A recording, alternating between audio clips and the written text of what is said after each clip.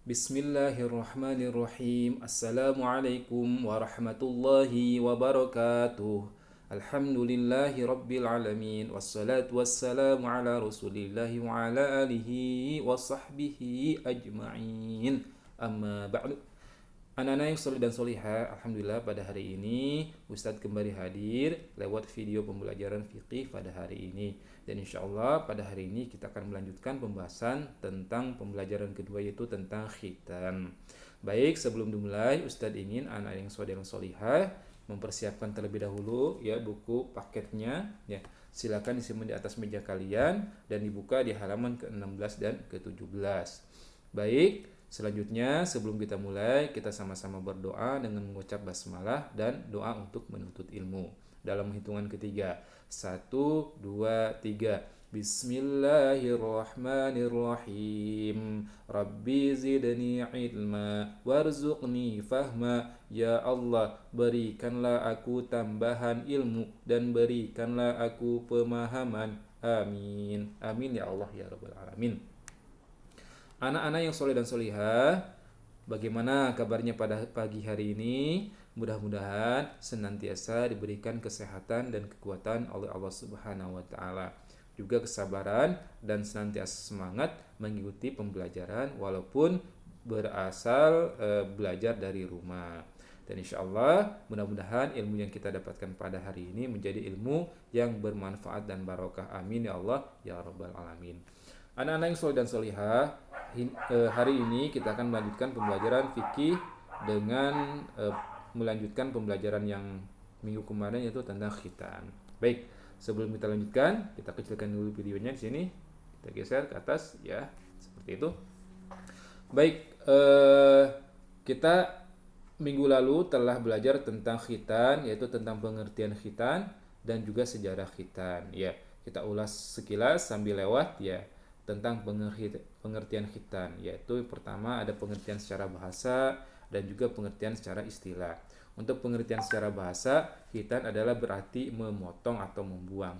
Sedangkan menurut hukum syara atau istilah, bahwa khitan adalah membuang atau memotong kuluf atau kulit penutup bagian kepala ujung hasyafah anak laki-laki, seperti itu. Jadi yang dibuang adalah apanya? Kulufnya. Jadi kalau ada pertanyaan khitan, apa yang dibuangnya adalah kulufnya. Baik, beberapa hal terkait dengan khitan juga telah kita sampaikan kemarin, bahwa berkhitan termasuk mensucikan diri dari kotoran. Kenapa? Dengan memotong kulit yang menutupi kepala kemaluan berarti menghilangkan tempat tertinggalnya sisa air kencing atau kotoran. Nah, jika kulit tersebut tidak dibuang, maka akan tertinggal kotoran sisa kencing tersebut sehingga menyebabkan tidak suci. Nah, bila tidak suci, maka salatnya, ibadahnya tidak sah, seperti itu. Karena ada ibadah-ibadah seperti sholat, membaca Al-Quran, dan yang lainnya yang mensyaratkan harus suci dari hadas besar dan hadas kecil, termasuk suci dari air kencing, najis, seperti itu. Nah, ini sekilas tentang sejarah kita ulangi ya, dimulai dari zaman Nabi Ibrahim dan putranya Nabi Ismail, di mana Nabi Ibrahim dikhitan pada usia 80 tahun, sedangkan Nabi Ismail dikhitan pada usia 13 tahun, dan Nabi Ishak dikhitan pada usia 7 tahun.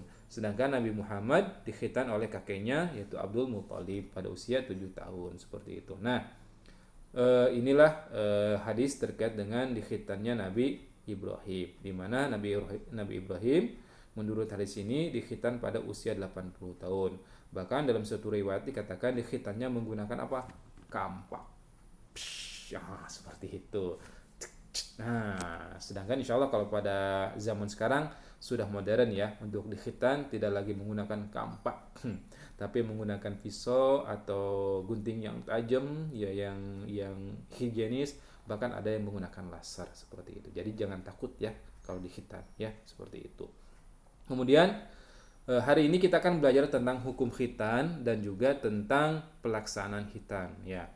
Sebelum kita lanjutkan tentang hukum khitan ini, beberapa hal tentang khitan ini, bahwa khitan adalah sunnah Rasulullah Shallallahu Alaihi Wasallam. Nah, orang yang tidak melaksanakan sunnah Rasulullah, ya berarti dia benci kepada Rasulullah Shallallahu Alaihi Wasallam. Nah, siapa yang membenci sunnah Rasulullah, dia bukan termasuk golongan umat Rasul, kata Rasul seperti itu. Sehingga kalau kita seorang muslim tentu harus dikhitan. Nah, terus bagaimana hukumnya Ustadz? Nah, khitan ini ada dua, ada khitan untuk laki-laki dan khitan untuk perempuan.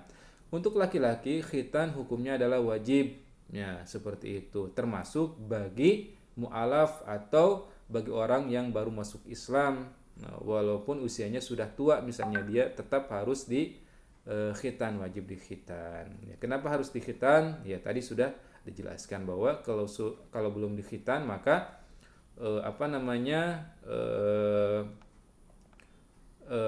akan tertinggal kotoran-kotoran, ya akan tertinggal sisa-sisa air kencing di dalam kulit tersebut, sehingga kalau tidak dibuang maka tidak akan bersih mencuci kemaluan kita ketika habis kencing, sehingga mau tidak mau harus dihitan untuk membersihkan dari kotoran itu. Nah, kalau tidak bersih maka ada syarat-syarat ibadah tertentu, termasuk membaca Al-Quran dan sholat misalnya, yang mewajibkan, mensyaratkan kita harus bersih dari hadas kecil dan hadas besar, termasuk bersih dari najis, ya najis air kencing tersebut. Sehingga khitan untuk anak laki-laki hukumnya adalah wajib. Juga berdasarkan hadis Rasulullah Sallallahu Alaihi Wasallam, annal aklufa la yutraku fil islami hatta yakhtatina. Sesungguhnya orang yang tidak dikhitan itu tidak akan dibiarkan masuk Islam sampai ia berkhitan. Nah, termasuk wajib juga bagi mu'alaf walaupun usianya sudah tua, sehingga kemudian mereka pun harus dikhitan. Tetapi kalau masih ada ketakutan, misalnya takut sakit dan sebagainya gitu ya, boleh ditunda dulu sebentar ya, sehingga kemudian sampai dia siap untuk dikhitan. Tapi insya Allah kalau sekarang teknologi untuk khitan itu sudah banyak ya, termasuk ada menggunakan laser sehingga tidak akan terasa rasa sakitnya seperti itu. Nah, jadi khitan untuk laki-laki hukumnya adalah wajib. Sedangkan untuk perempuan, apa hukumnya?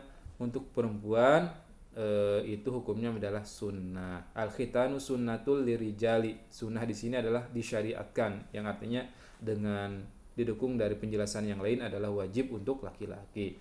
Sedangkan bagi perempuan sunnah hukumnya, kemuliaan bagi wanita, sehingga kemudian dijelaskan oleh para ulama sunnah untuk bagi perempuan di khitan seperti itu. Nanti akan kita lihat banyak manfaatnya ya, khitan untuk laki-laki maupun khitan untuk perempuan. Nah, itu ya hukum khitan untuk laki-laki dan hukum khitan untuk perempuan.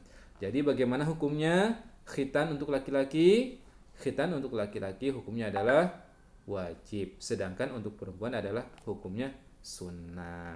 Nah, anak-anak yang soleh dan solihah, itu saja dulu yang Ustadz sampaikan pada hari ini tentang khitan, yaitu tentang hukum khitan. Mudah-mudahan bermanfaat dan menjadi ilmu yang barokah. Amin ya Allah ya Rabbal Alamin. Insyaallah kita lanjutkan pada pertemuan berikutnya. Kita cukupkan sampai di sini.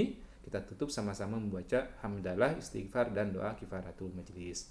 Alhamdulillahirabbil alamin.